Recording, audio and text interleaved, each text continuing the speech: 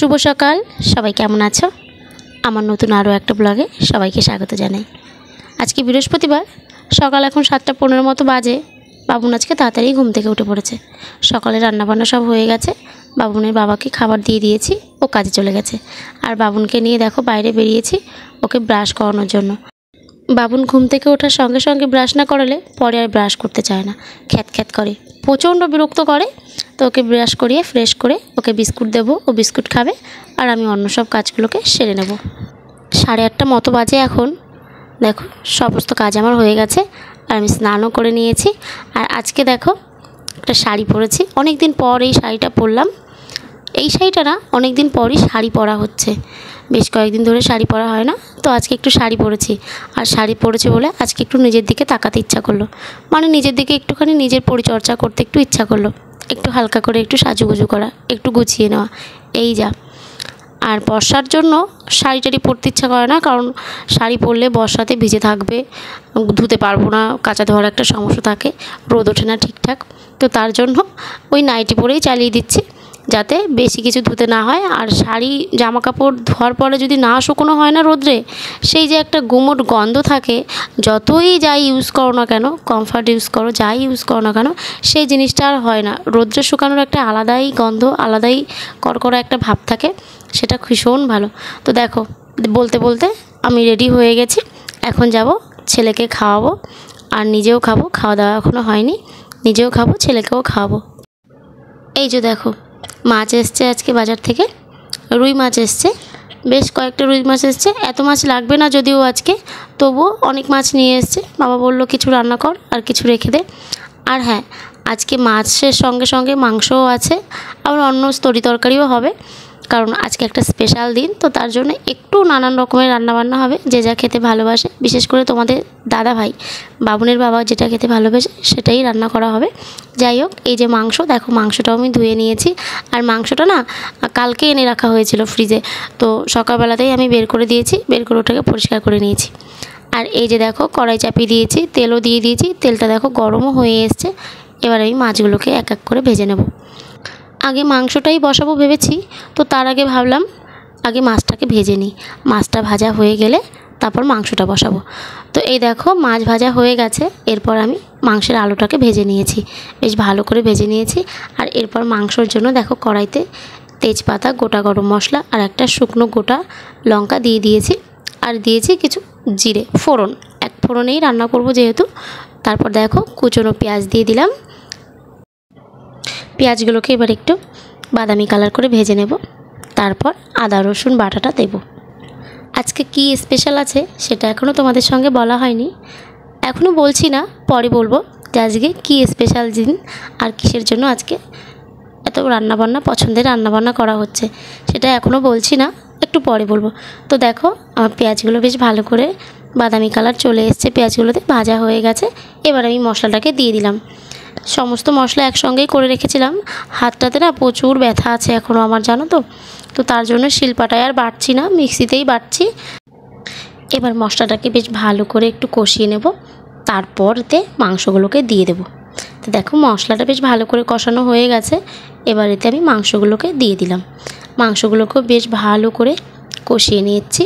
ভালো করে মাংসটাকে কষিয়ে না নিলে না মাংসতে সেরকম একটা টেস্ট আসে না।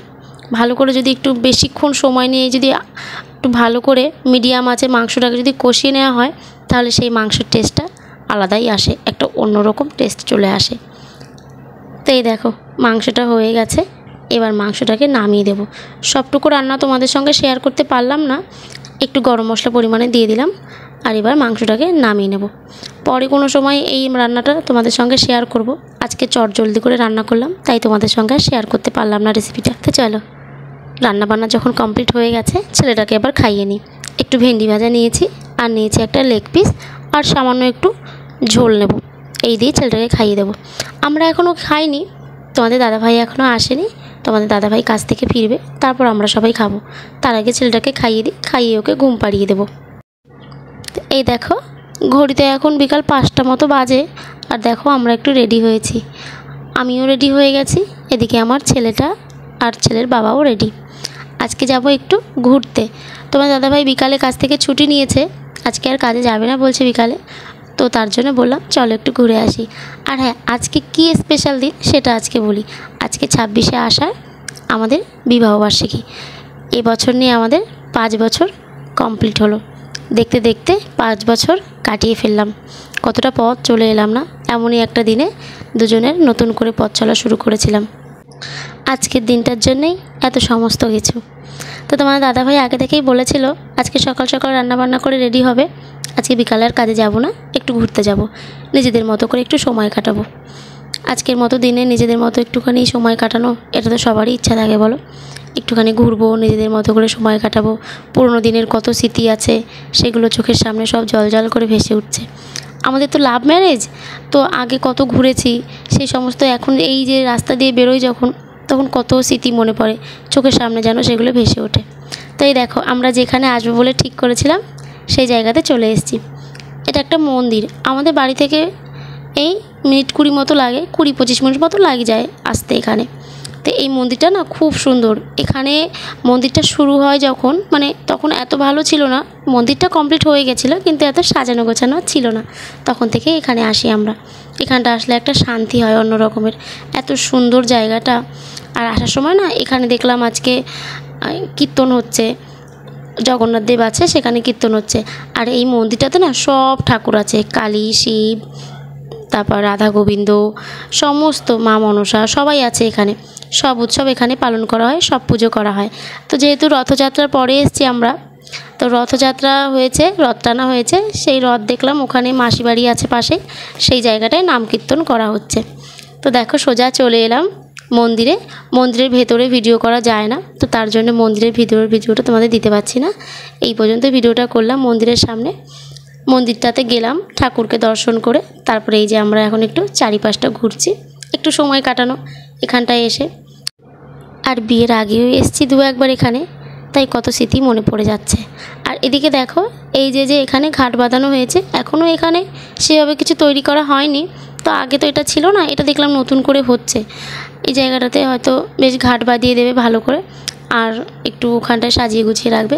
আর এদিকে দেখো এত সুন্দর একটা জায়গায় এসেছি, এত সুন্দর লোকেশান, একটু ভিডিও না করলে হয়। তাই দেখো আমি একটু রিলস করছিলাম, আর তোমাদের দাদাভাইকে বললাম একটু ক্যামেরাটা ধরে দাও না গো, এত সুন্দর জায়গা। এরপর দেখো এই যে চারিদিকটা যখন আমি ঘুরছিলাম তখন একটু নিজের মতো করে একটু ভিডিও বানাচ্ছিলাম। আর তোমাদের দাদাভাইকে যখনই বলছিলাম আসো একটু ভিডিওটা করি, কত স্মৃতি থাকবে জমা হয়ে, তো ও শুধু পালিয়ে পালিয়ে বেড়াচ্ছে। ও বলছে তুমি করো আর বাবুনকে নিয়ে করো, আমাকে আর দেখো না, আমি আর ভিডিও করব না। 2-1টা ছবি তুলেছি, তো ভিডিওর মধ্যে থাকতে যাচ্ছে না। তবুও যতটুকু দেখা যাচ্ছে জোর জবরদস্তি করে আমি ভিডিওর সামনে ক্যামেরাতে নিয়ে এসেছি ওকে। তো দেখো এখন এই যে মন্দিরের সামনেটাতেই বসেছে একটা আইসক্রিম, তো আইসক্রিমের কাছে গেলাম। আমার বাবুন তো আইসক্রিম বলতে পাগল, তো তার জন্য ও আইসক্রিম খাবে, তার জন্য আইসক্রিম নেওয়া হলো। আর তোমাদের দাদাভাই বললো তুমিও একটা খাও, তো রাবড়ি ফ্লেভারের যে আইসক্রিমটা সেটা নিলাম আমরা, রাবড়িটা। বাবুন দেখো খাচ্ছে, ও আইসক্রিম পেলে আর কিচ্ছু চায় না। দেখো মুখখানা শুধু দেখো, কত না খুশি, দেখেছো? খাচ্ছে আর আমাকে বলছে মা খুব ভালো, খুব টেস্ট। তো দেখো ও খাচ্ছে আর আমিও খুললাম, আমিও খুলে খেলাম। সত্যি টেস্ট ছিল, আইসক্রিমটা খুবই সুন্দর। আর এই যে দেখো তোমাদেরকে যে বলছিলাম এখানে উৎসব হচ্ছে রথযাত্রার, এখানে নাম কীর্তন হচ্ছে। তো এই দেখো এইখানটায় একদম মন্দিরের পাশটাতে এরকমভাবে নাম কীর্তন হচ্ছে, বেশ বড় করে প্যান্ডেল খাটিয়েছে। আর এই যে দেখো রথটা কি সুন্দর সাজিয়েছে, কি দারুণ লাগছে। এখানে দেখো কত লোকজন এসছে, সবাই এখানে এসে অনেক দূর দূর থেকে লোক আসে এখানে। লোক এসে দেখো সবাই যে যার মতো সময় কাটাচ্ছে, একটু গান শুনছে, নাম কীর্তন শুনছে, তারপর যার যখন সময় হচ্ছে চলে যাচ্ছে। আর ও যে দেখা যাচ্ছে ওখানে কিন্তু আজকে রাধা গোবিন্দ নেই, ওখানে আছেন জগন্নাথ প্রভু, তার ভাই বোনেদের নিয়ে ওখানে আছেন। যেহেতু ওনার জন্যই আজকে এখানে এই অনুষ্ঠান, তার জন্য ওখানে উনিই আছে। অন্য সময় দেখি রাধা গোবিন্দকে নিয়ে করা হয়, তো আজকে দেখো এখানে জগন্নাথ প্রভু আছে। আর আমরা যেহেতু রথ আর উল্টো রথের মাঝখানে এসেছি, তো তার জন্য এই উল্টো রথ পর্যন্ত এখানে এরকম নাম কীর্তন হবে।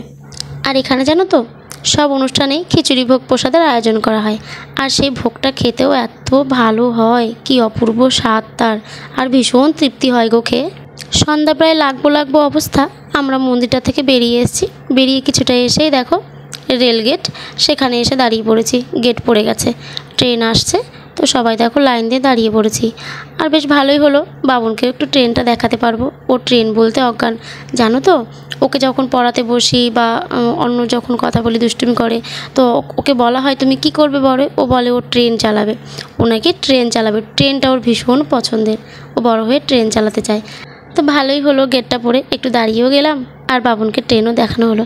দেখো একবার এই পাশ থেকে গেল একটা ট্রেন, একবার ওই পাশ থেকে। এটা হচ্ছে ক্রসিং লাইন, এখানটায় সব ট্রেন ক্রসিং হয়। এই লাইনের এই জায়গাটাতে ট্রেন ক্রসিং করা হয়। তো তার জন্য বেশ খানিকটা সময় লেগে গেল।